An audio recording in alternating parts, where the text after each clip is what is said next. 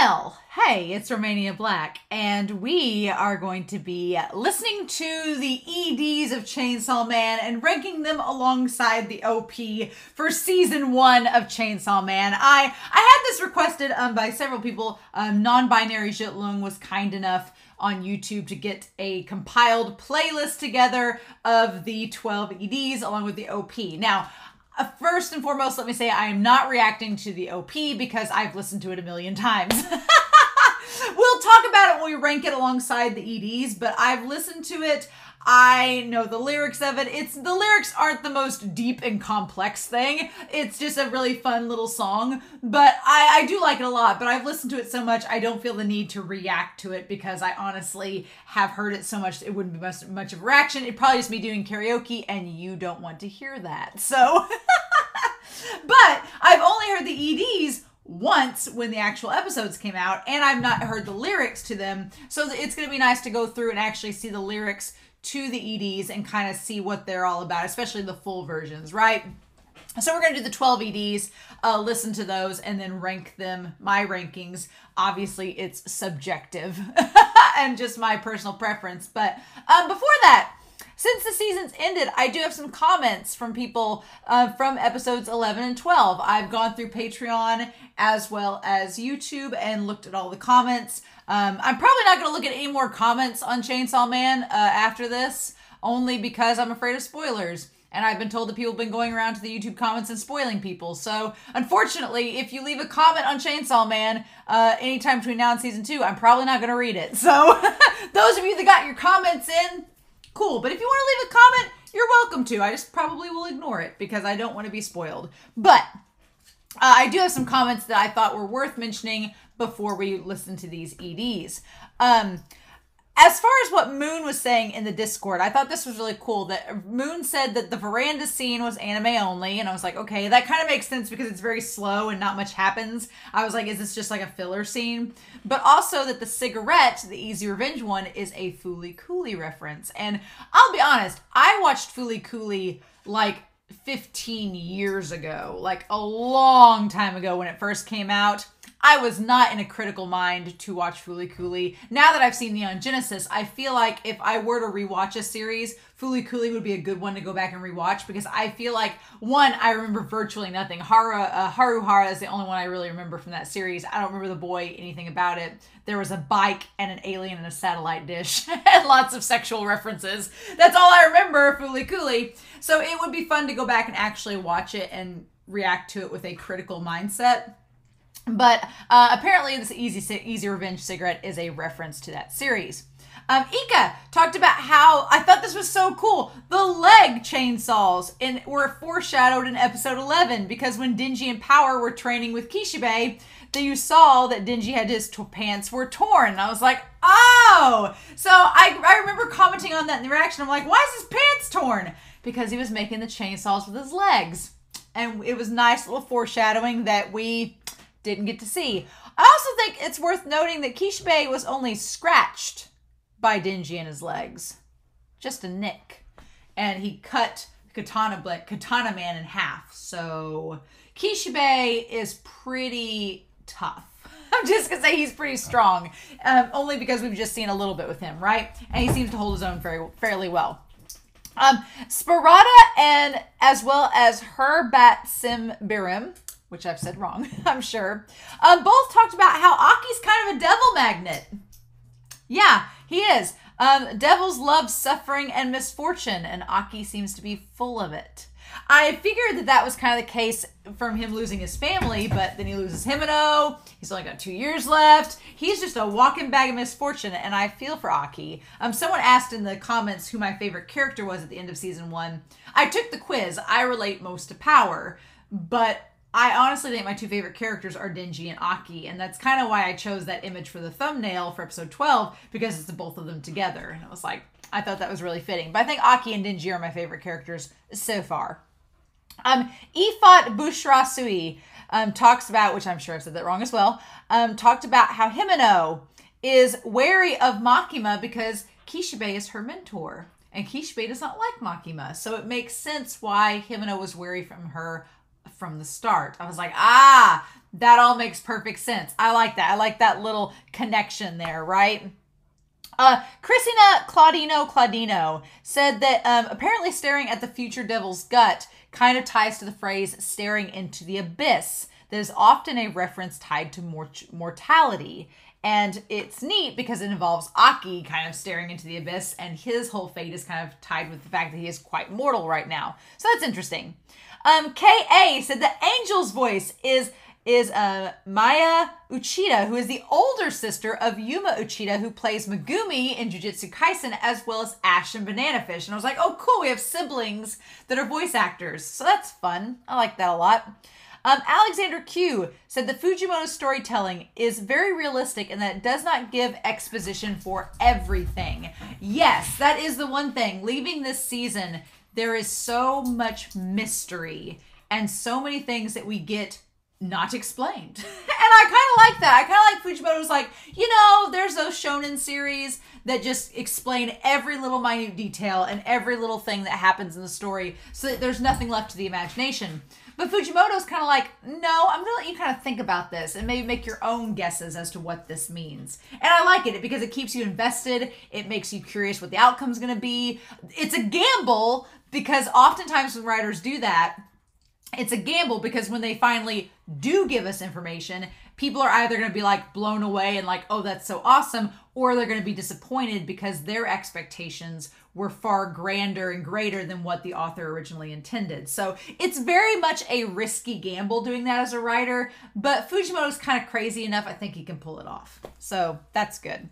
And then also Makima getting word spread about Division 4 and the devils and the damages that they pose will in turn increase fear about them. So I thought that was rather interesting, and Kishibe kind of feeds into that, right? Because when we go back to the building that has the devils inside of it, the fiends inside of it, mainly Angel and the spider devil, and the violence fiend and the shark fiend, Kishibe tells the police, they're like, oh, if they get out, they could cause havoc and kill just as much people as Sawatari and Katana Man, which obviously humans are humans. Those police officers are going to tell the public, or it could get out to the public and then spread around. So it almost seems like Makima, she's trying to like create this elite force of devils and fiends that people readily fear and have power that serve under her.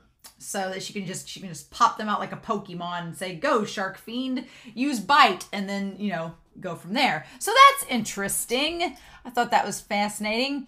And then Sawatari having a devil that can stockpile. That has loads of potential. I was like, oh man, when Alexander Q pointed that, I was like, yeah, Sawatari had a pretty freaking cool devil. It's a shame she died. I don't know. I think someone else might have commented about this as well. But Sawatari's death is rather interesting because it's like, was it a contract with the Gun Devil? Was that really it? Or did Makima get rid of her? There's a part of me that's like, because why would the Gun Devil, what would the Gun Devil think they were going to do? I mean, she ripped off her nail to summon the Snake Devil. Them ripping off her fingernails to torture her wasn't going to do a damn thing. Like, she wasn't going to care at all. So I'm like, why would the Gun Devil care? Sawatari seemed pretty low on the ladder to begin with. So why would he care? What information would she have had to leak to them? I don't think she knows much or knew much. I think she was mainly just out operating because she was afraid of the Gun Devil. So the question is, did the Gun Devil really kill her? Did she commit suicide? I don't think it's either. I honestly think Makima got rid of her because she may have known something that Makima didn't want to get out. Or she thought that the commission would basically, the public safety commission would just imprison her. Her devil's powerful enough that it could cause problems later on were she to act against Makima. So Makima's just like, yeah, let's just get rid of this thing that could be a threat to me and just have it gone. I think that's what happened. I think she just got rid of her and covered it up, being like, who knows? Maybe it was the Gun Devil. I'm gonna scapegoat the Gun Devil for all my problems. We'll see, right? Christopher Peterson noted that with Katana Man, the fact that he is similar and connected to Denji, how much of this could have maybe been predetermined? I don't know. There's a big question. This kind of relates to Algumalgum's comment as well. what is Denji's role in all this? I'm very curious. Obviously, I don't want spoilers. I don't want answers. I don't want hints or clues. I don't want somebody to be like, you'll find out in the next season. Please don't do that. My theory is that I'm kind of torn, because on the one hand, if this is all like a chosen one narrative, I'm going to be a little disappointed, because I'm like, I don't really like chosen one narratives. I like that when it's a character that has no like preordained destiny chose you sort of thing, that it was just Denji was this poor kid that stuff happened to, and here we went. But the whole thing with the door, because Amalgam, we'll talk about their comment in just a second, the door being some kind of connection and maybe something was predetermined with Denji. I don't know if I like that necessarily. I'll be curious to see what Fujimoto does with that. The one thing Fujimoto has done well is take stereotypes and tropes and alter them in a way that you, one, don't expect, and that two, work in the character's favor. So I don't know. I will trust Fujimoto in what they're going to do. I'm going to trust him. I'm going to trust him and say, okay, you know what you're doing. If this is going to be a chosen one narrative, I'll trust you that you can do it in a very fresh and unique way.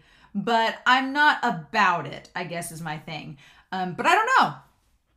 We don't know. Everything seems to be connected to Denji, though. Like the fact that it's the Katana Man who was chosen to have his heart replaced, and he just happens to be the grandson of the Yakuza that just so happened to be in company with Denji, and that guy just so happened to make a deal with the zombie devil who just so happened to be in the village. There's lots of circumstances that are very coincidental, and they all connect Denji together. It's like 6 degrees of Denji.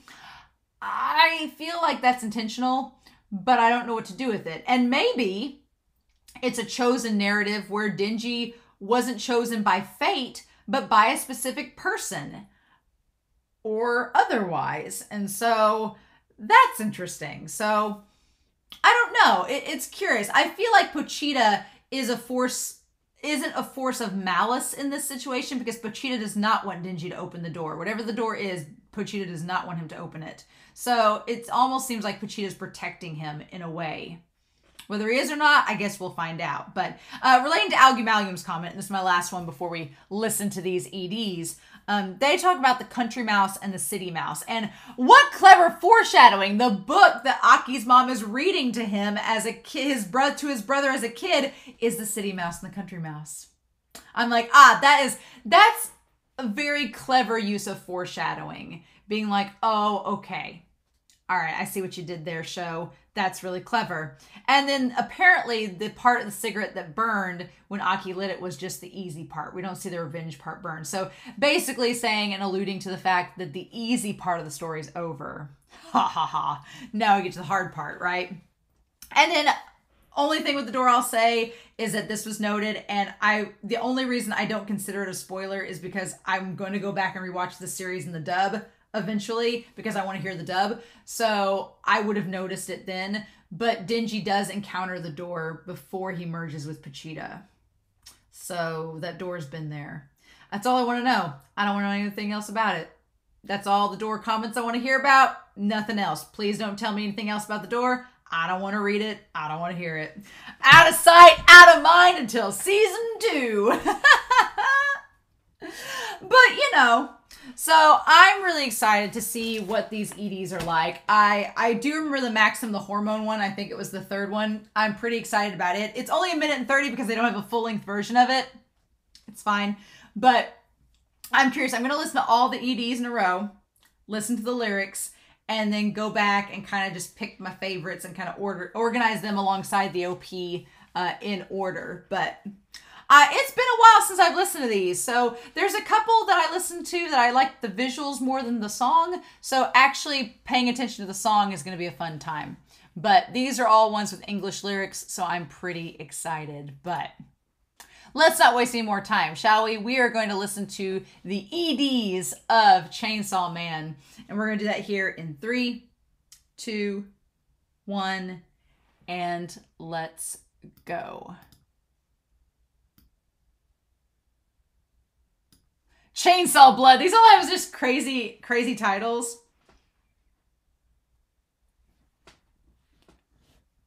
Like, give me the... Okay.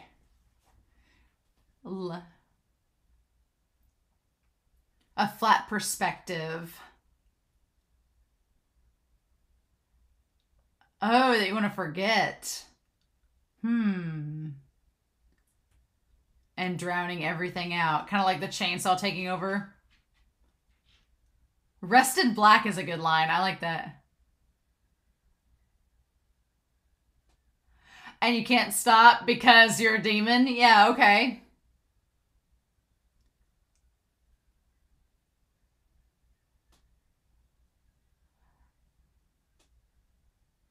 I forgot this was the actual first ED. It does sound so good. A nightmare each time. Oh man, that's referring back to the dang door. From the beginning we had that. Wow. Wow, all the manga readers are like, heh heh heh. Yeah, huh. Interesting. Right brain inoperable. Nice. Hands of Love. Is that a Makima reference? Chainsaw is the Hand of Love. Ooh. Ooh. A lightly cracked perspective. Ooh. I'm curious about the implication of Makima being connected to Denji. Ooh. I do like the CD a lot. Not necessarily the lyrics, maybe, but the beat and stuff. It won't stop. And this is all taking place of when he got the original chainsaw like demon inside of him. A nightmare each time blood pours down my throat. Ah.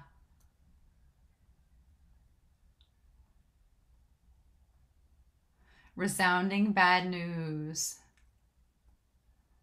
Devil's plan peace. Ooh! Ooh! Devil's planning peace. Interesting.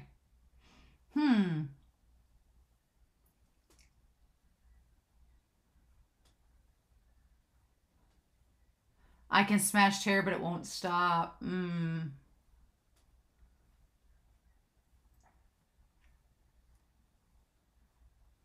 Interesting, right?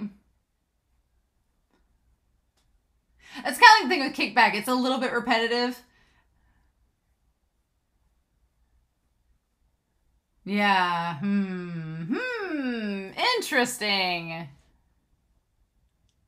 All right. Let's go to number 2. Why is like Makima on every single one of these? Ah!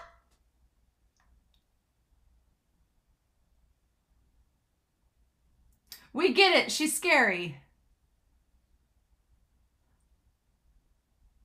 Taste of that encounter. Oh. Aim to be full of garlic. Odd lyrics. Feigning ignorance. Oh, interpreting. I want to figure out what's going on. Our delusions of inferiority. Oh. If you wished for it.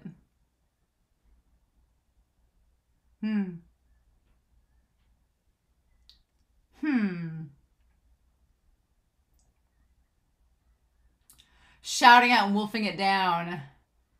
Getting nourished and then dirtied again. Ooh. Making no progress. Ooh.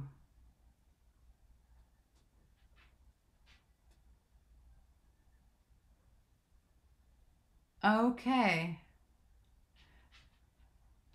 Feels good to win after making the first move. Oh, nice. Okay. There's part of this that seems talking like Denji, but part that's like emptiness is your friend. Time for it feels like Makima's song, but it also feels like Denji's. If you wished for it. There's that line, if you wished for it.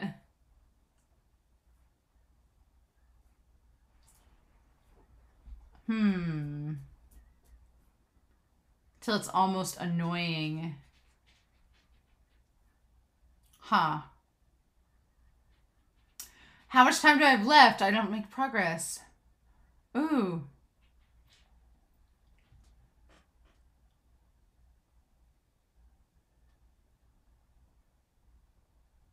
Whew.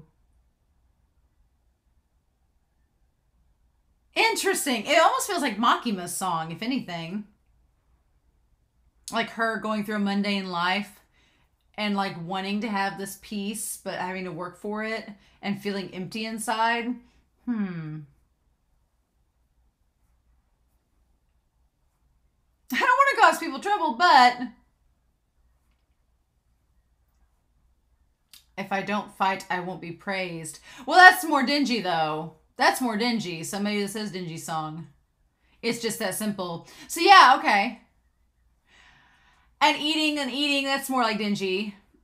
And that's more like dingy getting dirtied again. And I make no progress. So yeah, this is more like dingy song.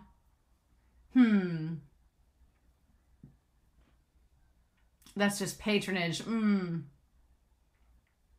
I guess this is dingy song, but there's parts of it that felt like it could have been Makima's if you looked at her through a certain way.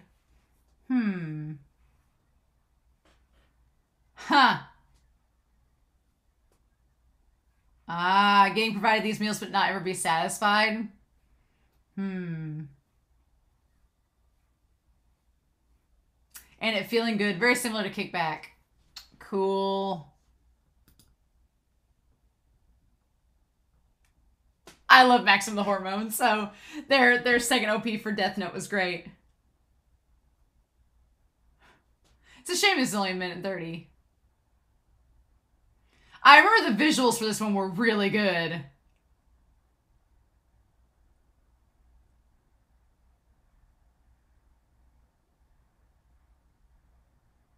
Not many lyrics there to... You kind of get the gist.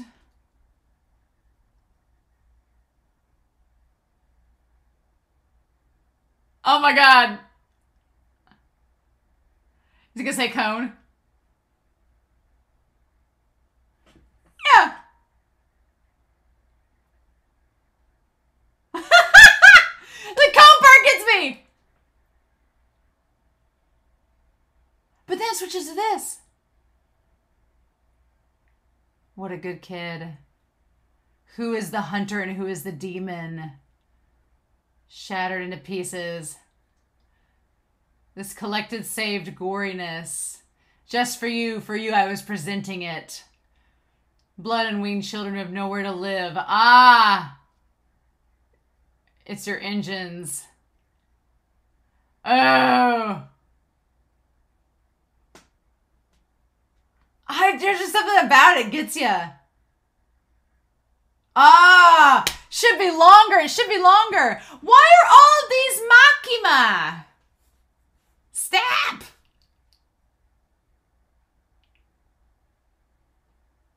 This is the one that feels like an 8-bit song. Blonde hair simply looked upon it and eaten. That won't go away even if it rains. Ooh. Ooh. You've ruined decency, Venus, and you're smiling. Oh. That don't even understand good and evil. This is about Dingy, yeah. Polyvalent, the maddened demon who acted talkative, dances. Oh. You do gotta take the red pill or the blue pill, right? Sour smell like blood. Ooh. Clinging to love and falling down and away. Ooh. A little hot and you're beautiful. Momentary youth that fades into the night. Ooh. Ooh. Okay.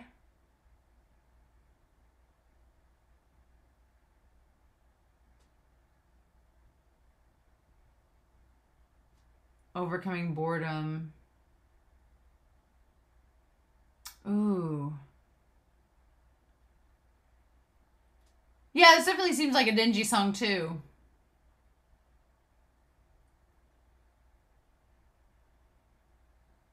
The gunshot that rang out at midnight.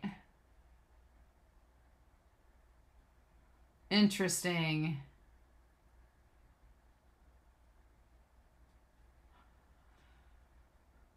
Looking for love again without learning my lesson. Ooh. Until I met an unprecedented demon. Maybe tomorrow we can go to the movies! Like the OP! Right? Right?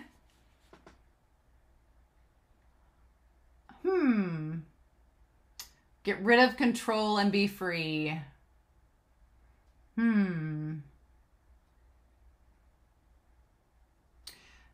Which is interesting because Dingy kind of is a dog to the system, so he's being controlled. Interesting.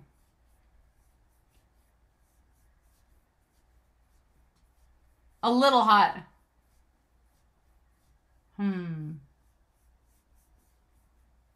It all started at this very moment. I started wishing for your happiness. Oh.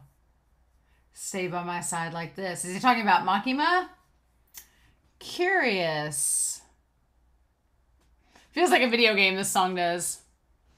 All right, number 5. In the back room. Oh. It's not good. Oh, yeah, the horses. The encounter was simple, like drinking a lot of liquor. And then our eyes met. Ooh. Nice. In exchange for a flash of new sensation, I'll give you my life and heart. What I got was internal anxiety and nightmares and a poisonous insect. Interesting. Even if you remain silent.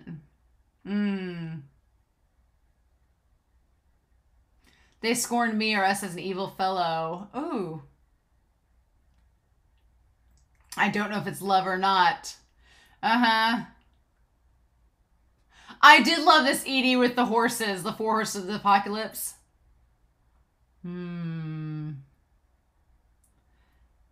escape from this curse and bondage. Thing you don't know. What is the reason for this pride? There's no meaning or value. Ah. Courtship, worship, playful. Ooh. Ooh. The pride that I should get rid quickly. And abandoning everything. Is this Aki's song? I feel like, is it Aki or Himeno? It's a shame on those who snickered it. Since the day I was born. Ooh. I love the visuals of this. The encounter was simple. Oh. And indelible regrets. Ooh.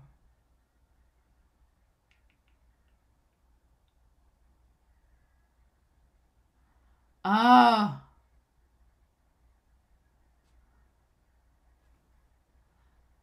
I feel like this is like an Aki and Himeno song.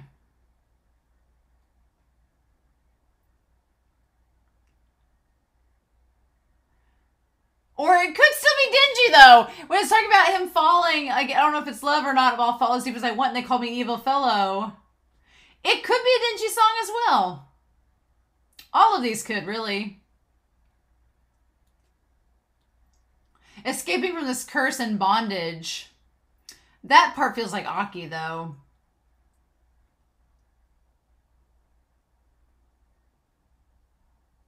Oh. Ooh. That feels very, very Twin Peaks, right? Okay, episode 6 is the one with the throwing up, isn't it? Is that the one? I think so. So we have to see Shallow and Hideous.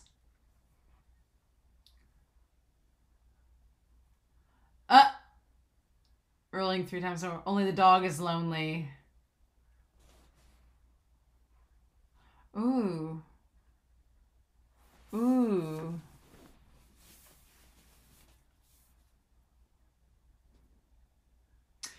Well, thinking you lost it to this episode would be pretty fitting. A cerebral rendezvous. While you're still alive. Oh. Start screaming and laughing while you're still alive. No time like the present, right?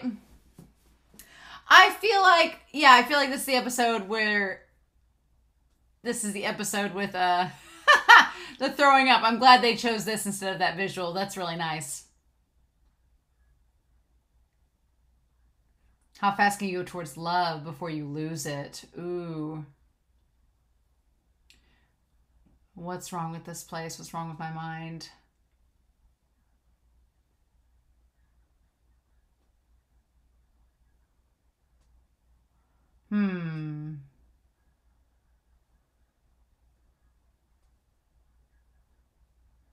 This one's fine. It's probably not my favorite at this point. I like that a lot of them have like a Scott Pilgrim kind of like funky 8-bit like video game sound to them. It's kind of curious.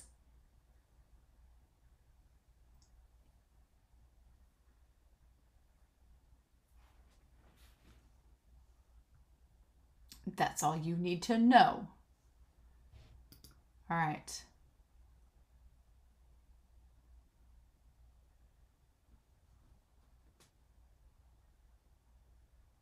Now, number 7 is, the one right after they...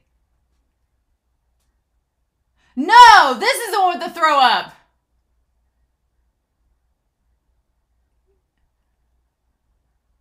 I'm afraid I haven't gotten used to it. Yeah, this is the one with the throw up. I remember this, like, really high-pitched voice singing it. The taste of trauma with strong opposition. Oh... A tingle in the back of my throat. Yep. Oh, are you? Let your heartbeat erase my loneliness. Your love is a dictatorship. Ooh. And monopolize me. Ooh. Keep kissing until we're addicted.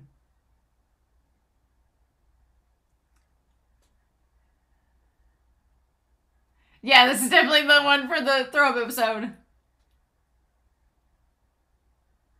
Uh-huh.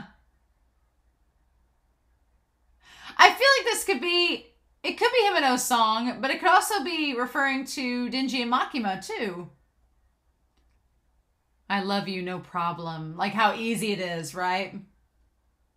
Is it always a game with you?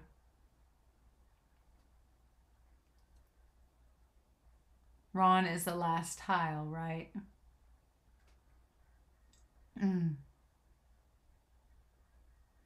One night I'll never forget. Yeah, right? Don't let my love for you end. I don't know. I love her voice. There's something about her voice that just, it's very quirky and cutesy, but I kind of love it. Show me your heart pulled out of your chest. Ooh. And it feels good. It's annoying, but still embarrassing. A kiss I'll remember the rest of my life. Oh, yeah. Yep. This crazy town is overflowing with zombies. And you're in love with me. I like the beats you can hear in different ears. Pull the rope that connects your heart to your chest. Okay, so that's Denji. Yeah, see, that's more Denji, but the pressure that makes you go seriously crazy is beautiful, isn't it? See, that sounds like Himeno.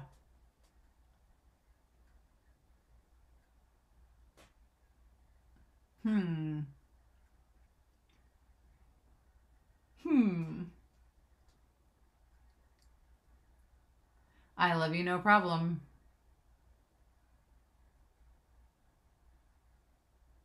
Oh, I really like that one. That one's a good one.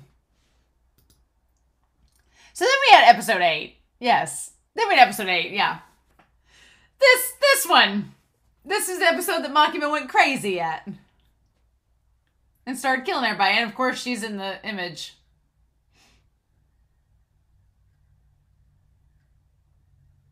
First death, yeah. Of course it's the one where Himeno dies as well.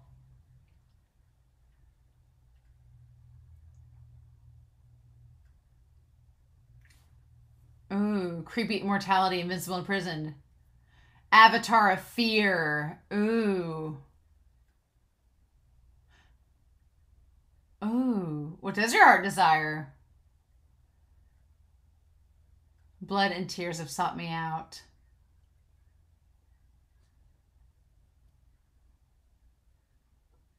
Oh. Evil's going to taint everything.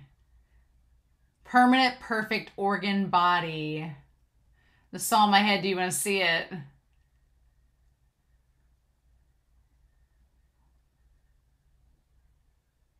A completely bloodless daisy chain. The Nobel Prize show is mine! Yes! A melty kiss. I dedicate my first death to you. Oh. Interesting. So this was the episode before Makima smashed everybody. This is when Himeno died and when Sawatari made their claim. Ooh, beyond your gaze. If the dream was broken. Ooh, my heart yearns for dreams. Right. My blood and tears have sought me out.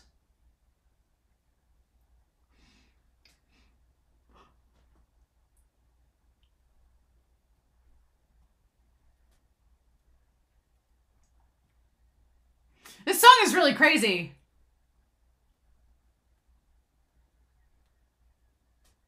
I like how all the songs so far, they can be about Denji and they fit, but they also could be about other characters and they still work. It's curious.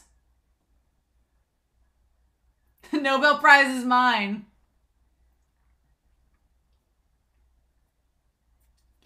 Huh.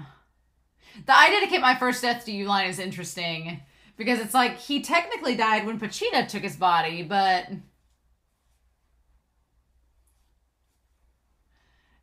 is like the devil buddy and the devil taking everything away. Is that Pochita? What are you doing there before eternity? I'll love you till the day I die. So talking about Pochita or Makima taking his heart? Simple and clear love with an easy death. Ooh.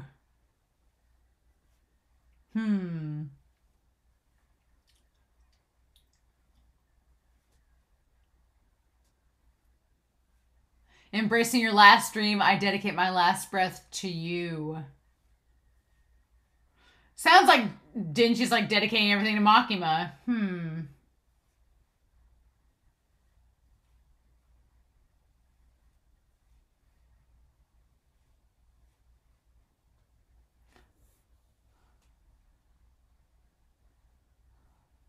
I like the ending of this song. This one's pretty good.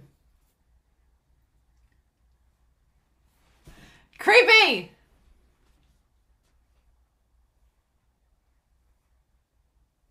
Okay. Now, this one. This is the one where she killed all the people in a deep down. Like how Makima is just like on every single one. Ooh. The words scattered. Into a deep, deep slumber.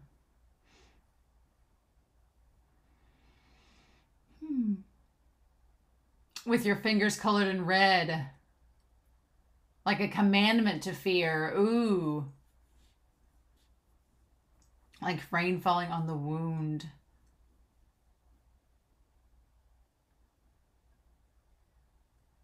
Unaware where they end up in the wandering herd. Another one went missing. I don't understand, but I want to understand. Ooh.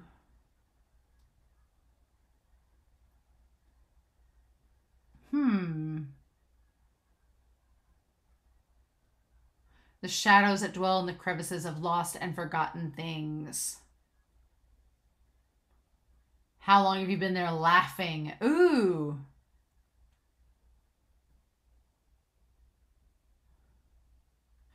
It's so haunting, but it's kind of creepy. It's very creepy.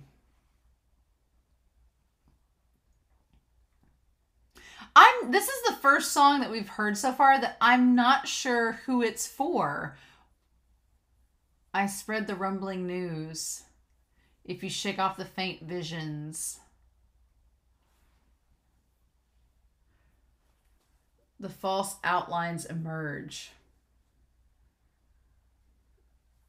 Yeah, this is the first one that, like, it's very abstract and the lyrics are kind of just, they're not very concrete. And so, I mean, it's a beautiful song, but it's the first out of the group that doesn't really immediately make me think, oh, this could be Dingy's. And it doesn't make me think it could be Makima's. It's just it's interesting. It doesn't feel like it belongs to anyone. And tearing at my memories. Trying hopes burn into the fading world. I mean, I guess if you're talking about Dingy's memories or something being repressed, maybe that would connect to it. I just held it together. The omens that cling to me without healing.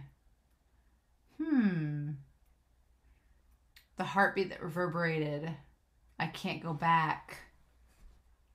I got what I wished for. Sweetness and loss consumed me. How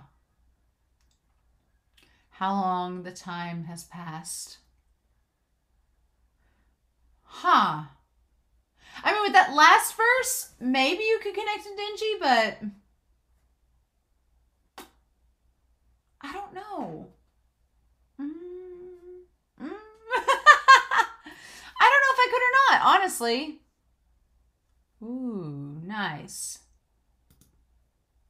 All right. This is number 10. Dogland. Yeah, with all the dogs. In Keisha Bay.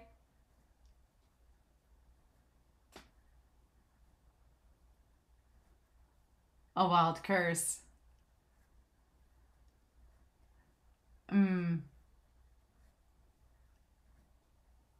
It's like kind of a lo-fi. I'll give you my heart, so drown the fluttering in my heart once more. Definitely we're getting back to Dingy. Someday break this unbreakable curse and embrace you tight once more. Talk about Pachita. Burn with love into dust, resound through the town. Yeah. This is definitely a Dingy song. Feels like a drinking song. Like you'd be like singing this song with your buddies in a pub.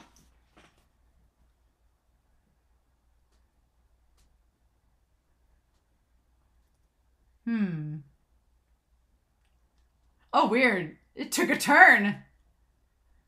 The song like completely changed. Scolding for amateur theft. Teacher don't care anymore. Now I'm alone again.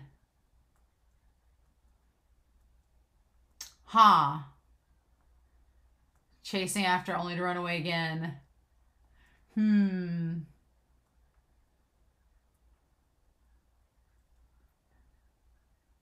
Okay.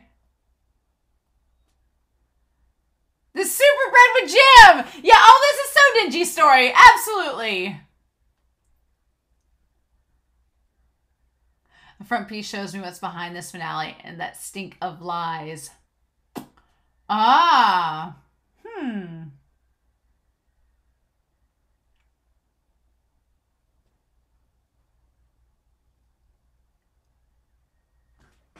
weird. I do like this song a lot, though. As this dreamy state of mind comes to an end, as if I found everything out only to destroy it all. They stole our flag and set it to flames. It seems like setting the ball rolling seems like the OP where he hits the ball like from Fight Club. Yep, my bad reputation. Or the never-ending night. Assault the town with the loudest fanfare. That sounds like something Dingy and Power would do. Absolutely. It was all loneliness. This is just your fault. Ooh. All right. Violence, huh?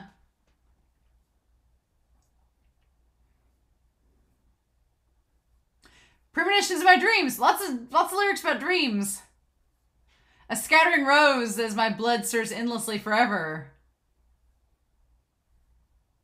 Ooh. I like the angels, the focus of this.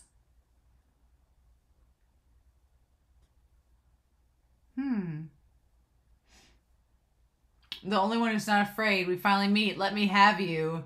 Ooh. Keep pouring until the tears overflow. Rain of kiss.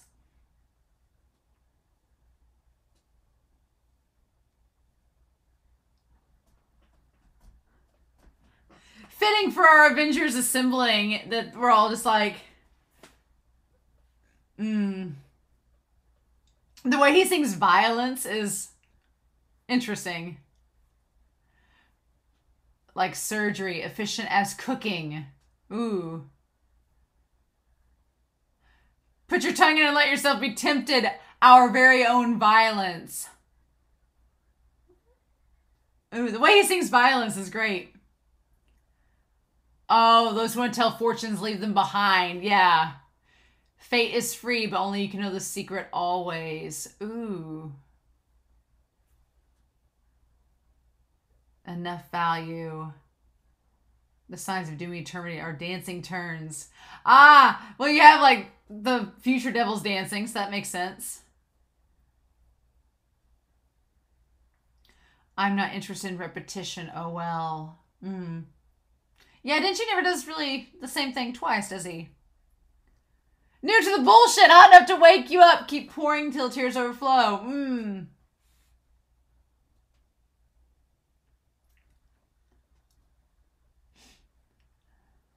You're like, violence. It definitely just sounds like an aughts alternative rock song, and I kind of like it. You can't stop me.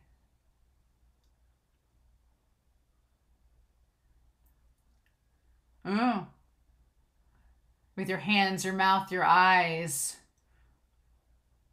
Ha! Do they? Supposedly. Little deaths are trivial, so light. I guess that's maybe what the climax is, because we just are kind of coming off of one to the resolution of this season. The lyrics are kind of like interesting. They don't really follow a correct English structure, but who am I to judge? It's poetry. I can't tell them what to do. Violence. Very fitting for like the penultimate episode, right? Mixed up like jam. Yep. There we go. Got connected back for Dingy. Do it for the jams. And spread it without holding back. What? Our very own violence. Talking about the demons and fiends being violent. And it's their own way of doing things. And then we had the fight song.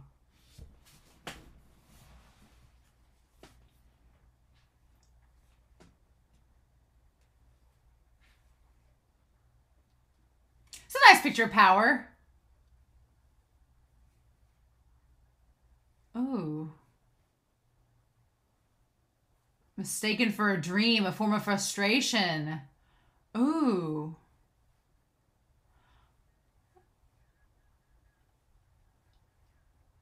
That rob false views. Ooh, the true form of revenge. Drunk with impulses I want to depend on. Even if I wear the disguise, there's a place I belong. Okay. A break for the future. Towards the verge of death like we pray for.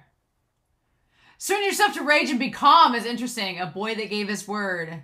Today, just like back then. As if there's no more future ahead. This seems like a big Aki and Dingy's. We know the world through widest eyes. Oh. Greet me with an applause. I feel like this could be Dingy, but also could be Aki's as well. Which would make sense for the final episode. True form making a comeback. Uh-huh. Making fools of ourselves.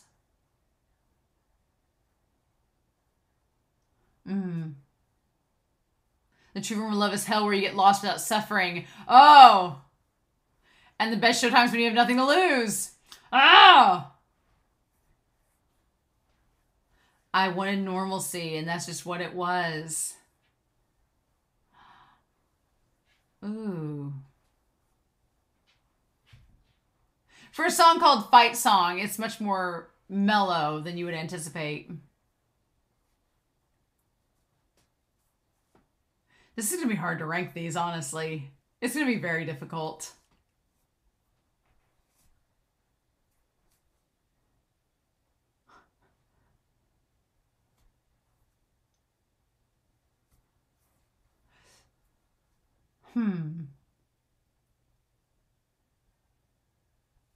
Let's dream. Lots of lyrics about dreaming.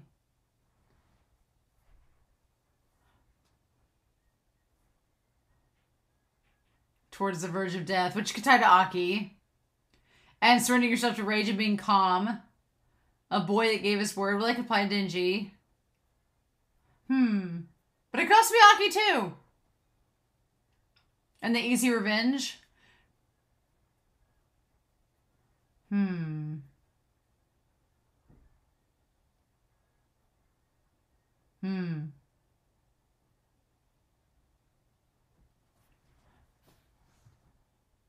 Interesting.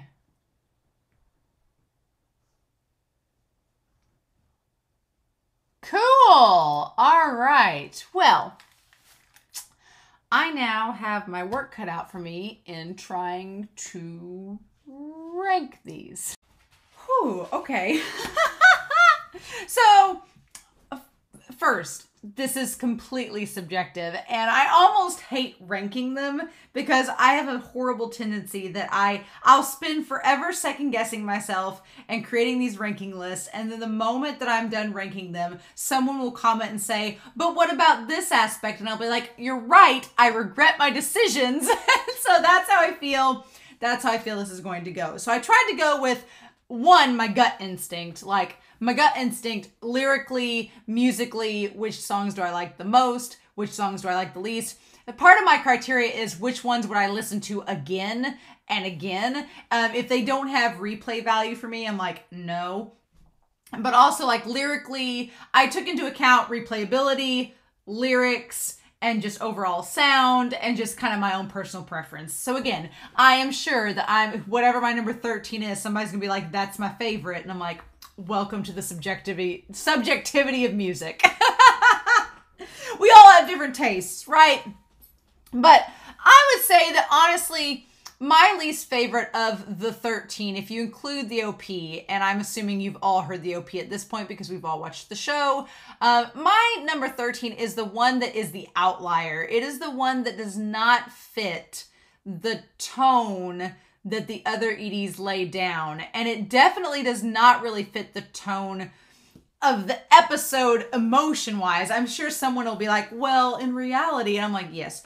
But In comparison to all the others, number 13 is Amers Deep Down. It's a great song. Don't get me wrong. It's beautifully sung. It's haunting. It's beautiful. But like I said in the reaction, it's the one song that its lyrics, like every song in this lineup, could apply in some way, shape, or form to Dingy and seems to. This is the only one that just doesn't quite feel that way. And it just stands out, right?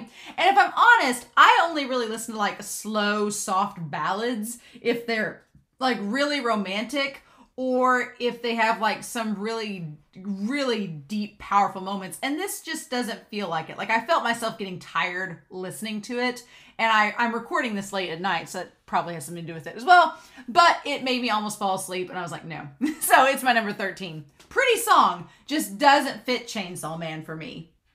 Number 12 is actually tied to that, and that is, it doesn't sound anything like number Amers Deep Down with episode 9, but it's from the episode before, TK's First Death. It's a fine song, but honestly, out of all of them, it's the one song that like I just didn't. The lyrics are really repetitive throughout. They're like, there's not a lot of lyrics. They're very, very repetitive. And it just doesn't. I like the song, don't get me wrong. I like the beat. I like the devil buddy and the devil stuff. And there's some cool lyrical things with it that might be symbolic. Like, is it about Makima? Is it about Pachita with Dingy? But it's repetitive. It's like, it has some cool lyrics, but they repeat them far too much. And the beat is fine, but if I'm going to go with the lyric side of it, I don't know. I say that, and then when I get to like the OP, you're going to be like, well, they repeat a lot in that song. And I'm like, I know, but it's a much catchier, bouncier song, and I'll listen to it over and over again. I probably won't listen to First Death again, if I'm being honest. It's just not my jam. It just doesn't give me much to offer in terms of that. And the same with Rendezvous. Rendezvous is my number 11. Rendezvous, it's a fine song, but it's short, and it just is kind of, I don't know, I don't want to say bland, but it just doesn't have a lot lyrically. The lyrics are very short and choppy, and it just doesn't offer me a whole lot compared to the other songs ahead of it. It's a great beat. I will say all these songs on this list have a great melody. They're really cool. I feel like somebody would like them, and they'll probably be their favorites. But for me, those three, I'm just kind of like, eh. From then it gets hard. Those three are my easiest to pick. Like, I instantly knew that I knew Deep Down was gonna be my last one. First Death was like, okay, done with that one, done with Rendezvous. And from here on in, the top 10 get hard, because now it's like, okay, well, how am I gonna do this? And so the top 10 you could probably reorder in a lot of different ways, especially 10 through 7 you could reorder. I reordered 10 through 7 a lot. My top 5 were I pretty much had my top 5 cemented. But numbers 10 through 6, if you reordered these in any way, I wouldn't blame you. Number 10, I have Fight Song. I like Fight Song. It's good. The lyrics are fine for it. But you know what? When I think of Fight Song for the season finale, it just doesn't, I don't know. The melody doesn't match for me, like when I think Fight Song and when I think of like the season finale and all that it entailed. It doesn't quite match up for me.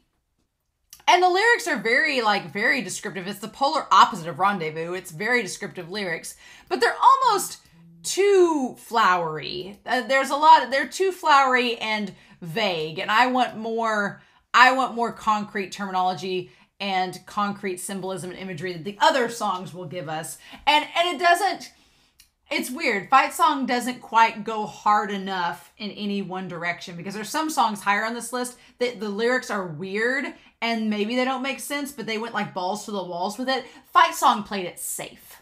They played it safe. They were like, we'll just be flowery enough and clean and smooth enough. And I'm like, this is Chainsaw Man. We ain't got time for clean. Does Dingy look like he's clean? No. So Fight Song is my number 10. I originally had this a lot lower, but I kind of changed my mind. I like Tubo, the episode 4 ending. It's got like a little funky 8-bit beat to it, but what made this go higher up on the list for me are the lyrics. I like the lyrics of this song. They made me think the idea about the tangled power lines. There's so many cool like lyrics about Dingy, and his relationship with Makima, and they're interesting. I don't really care for the melody, and I don't think I would listen to this song. I wouldn't listen to this song again, but I would read the lyrics again because I really liked the lyrics of episode 4's ending. They're lyrics I want to think about, even if melodically I'm not into the song. So that's what put that one in number 9. I also debated on putting this song lower, which was Time Left, ending number 2. If you flip-flopped episode 4 and episode 2's endings, I wouldn't blame you. If you flip-flopped them, I'd be fine with that. I honestly, number 2, number 8, episode 2's ending, I originally had down with like Deep Down, but the more I listened to it, I went back after the reaction and listened to it a couple times. I do like it. And I think the lyrics work a lot better. I like the lyrics a lot for this song. Like with episode 4's ED, they make me think more about the show and the symbolism. So if you flip-flopped episodes 4 and episode 2 endings, I wouldn't blame you. But I just like this one a wee bit more musically than I did episode 4's. So there's that. Number 7 is Chainsaw Blood. I really like this song. It's a fun song. It's very fun. It just lyrically is pretty basic. It's lyrically not giving you a whole lot to offer. It does make you think a little bit, but it's fine. But my thing is, it's got a good beat. It's got a good song, good vocals. The lyrics are not anything to like shake a hat at. They're pretty basic. And honestly, there's a part of me that's like, I would listen to this song, but then there's another part of me that's like, would you? So it was like right there in the middle for me. So that's why it's number 7. Number 6, I will say, I said numbers 10 through 6 you could rearrange. Honestly, it's numbers 10 through 7 because this one, number 6 cemented its place pretty hard for me, and that's Dogland. It's like a pub song. It's like a drinking song. This one got so high up for me, not because lyrically I do like the lyrics a lot. I love that it's very, very dingy focused. I love that you could connect it to dingy. I like it a lot. I love it musically because it just sounds like a pub drinking song like you would play at a bar. I would listen to this at a bar and be perfectly fine. But yeah, I really like this song. I think lyrically it's fun. It connects to dingy in a very distinct and noticeable way, but also gives you some stuff to think about in terms of like him having the devil heart and things like that, and how he thinks about himself through the town. It's got a lot of cool things going on with it. And it just feels like a dingy theme. If I could picture Dingy playing a song on a CD player he would have, it would be this one. And so I put that there as number 6. I like that one a lot. Number 5. I feel like people aren't gonna like number 5. I actually love this song. It's Chu Teose from episode 7. I wanted to place this one higher and I just couldn't do it. I couldn't justify it, but I love this song. And a lot of people I think don't like the cutesy voice. I think it's perfect. I feel like the voice fits the song perfectly. And it's a song about love and about fleeting love and about shallow love and deep love. It's very much, it's like a Himeno song and it's perfect. And I feel like in the summer I would have this on my like city pop playlist. I would play this song in the summer, like sitting in a hammock reading a book and just be like having this like little like happy-go-lucky jingle about a really sad topic playing. I just really like it. It musically comes together and it's my taste. So, and I think the lyrics are very nice too. They correspond perfectly with episode 7. I will never ever get the visual of Himeno spewing rainbow vomit into Dingy's mouth out of my head again thanks to this ED. So I guess the least I can do is let it have the number 5 spot. But I like this song a lot, and I listened to it a few more times to make sure I was comfortable putting it in the top 5. I very much am, yes. Number 4 is Violence by Queen Bee. You could have placed this song higher, and I wouldn't have blamed you a bit. I really like episode 11's ED, not because I love episode 11 a lot. That is true. But I don't know. There's just something, it's the type of music I would have listened to if I was just it's got that alt rock vibe to it, but that violence gets like in your head and it's like a earworm. And I do like, I would say of the top 5, lyrically, it's my least favorite of the top 5. Lyrically, I think it's the weakest because it's just so weird, and the structure, I'm an English teacher, so like the non sentences that it has, it's just phrases and clauses. I'm like, okay. That part I don't care for, and that's why it's number 4. But it's such a catchy tune, and it gets stuck in your head, and I could picture myself playing it in the background when I'm doing stuff, much like Chu Teose, that I had to put it as number 4. It's just a good song, and that violence line, it's an earworm. So my top 3 are definitely my favorites, and they've been my favorites since I first heard them. Number 3 is Siodo in the Back Room, the episode 5 ending. What a trip, right? The ending when it first played with all the horses and the weird imagery. That one, I'm like, yes, that one's just, I love it so much. It's so abstract. It feels like when I think in the Back Room, I think of Twin Peaks. I think of David Lynch. I think of the Black Lodge.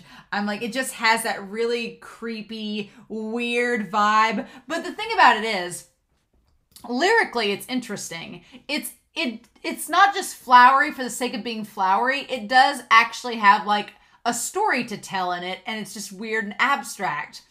But it connects to the episode and everything, and it feels like it could connect to Denji, it could connect to Aki. It's an interesting song with lyrics that make you think like, what the hell is this? And it just, the ED, the visuals and everything all came together to make it just sold me on it from the moment I heard it in the episode. And now going back and listening to it again, it sold me even more. So personal preference, I like that song a lot. So it's down to the top 2. Y'all shouldn't be surprised. Here's my thing. The only reason that the one that's number 2 is number 2 is because it's only a minute and a half long. And that is the ending number 3 of Maximum the Hormone. Hiwate, I'm sold. Hearing it there, I was like, no. Musically, composition-wise, it goes into so many places. Should we be surprised? But just like the Death Note OP2, it starts out like it has these weird, like, screamo moments that you're like, I don't know if I'm not a fan of that, but then it instantly transitions like, and it's like, oh, okay.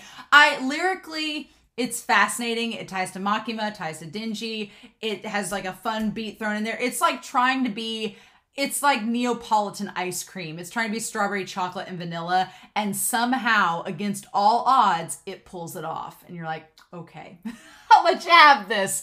But the only reason it doesn't beat Kickback is because it's only a minute and 30 seconds long. If they just release a full version of it, it'd be my number 1, probably. But yeah, I know Kickback is probably the like cliche choice to be the best out of all of them, but let's be real, it's good. I remember when the OP first came out, people were like, I don't know if I like it or not. And I'll admit, the first time I heard it, I was like, it's fine. But then I listened to it on the way to work the next day and in my car, and I was like, I want to listen to that again. it just get me. Lyrically, it's nothing special, but I feel like it is very straightforward, honest. It still connects to the characters. It's so fitting to be the OP for Chainsaw Man. Will it be the best OP for Chainsaw Man? Probably not. But it's one that I will probably listen to the most. I'd say of all of these EDs and the OP, Kickback and Maximum the Hormones are probably going to be the ones I listen to the most.